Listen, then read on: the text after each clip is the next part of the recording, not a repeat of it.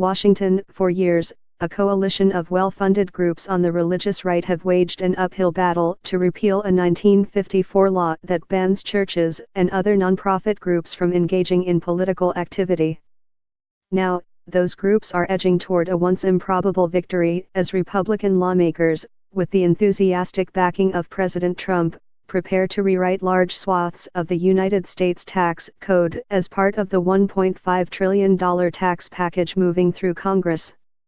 Among the changes in the tax bill that passed the House this month is a provision to roll back the 1954 ban, a move that is championed by the religious right, but opposed by thousands of religious and nonprofit leaders, who warn that it could blur the line between charity and politics.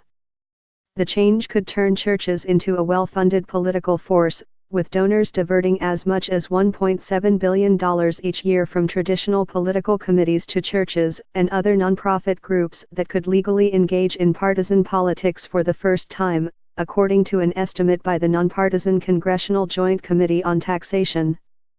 On Wednesday, the Senate will begin voting on its own version of the sweeping tax rewrite, which leaves the ban untouched, and differs in other key ways from the House version. The Senate bill has yet to garner enough support from Republicans to pass along party lines, with Republican senators raising concerns about the bill's cost and approach, including how small businesses are treated and the elimination of the Affordable Care Act requirement that most Americans buy health insurance or pay a penalty. Among those on the fence are Senator James Lankford, Republican of Oklahoma, who has expressed concerns about the bill's impact on the budget deficit but favors ending the 1954 ban. In a possible sign of the horse trading to come to try to secure votes, a spokesman for Mr.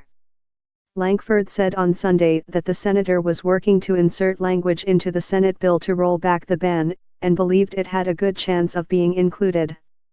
If the bill passes the Senate, lawmakers will still need to resolve key differences between the House and Senate bills, including whether to make the tax cuts for individuals permanent, as the House bill does, or temporary, as in the Senate legislation.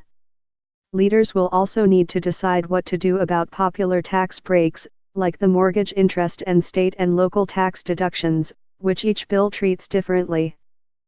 With time running out for Republicans to deliver a major legislative victory after nearly a year of stalemate on the party's top agenda items, lawmakers appear poised to agree to last-minute changes and tweaks to try to ensure the bill's passage so it can be delivered to President Trump by Christmas.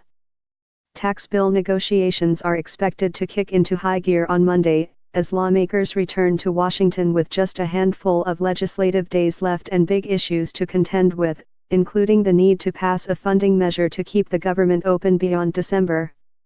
8 and action to protect the young undocumented immigrants known as Dreamers.